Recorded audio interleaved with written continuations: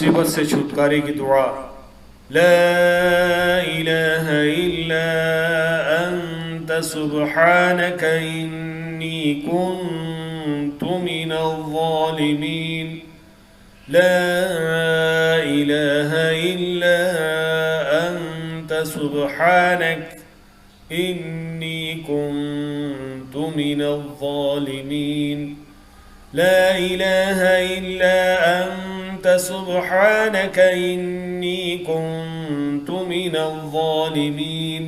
اے اللہ، تیری سوا کوئی سچا معبود نہیں، تیری ذات پاک ہے، بے شک میں قصوروار ہوں۔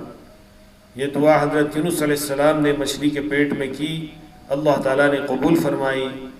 آپ صلی اللہ علیہ وسلم نے فرمایا ہے، جس مسلمان نے بھی کسی مصیبت میں اس دعا سے اللہ تعالیٰ کو پکارا، اللہ تعالیٰ نے اس کی دعا ضرور قبول فرمائی۔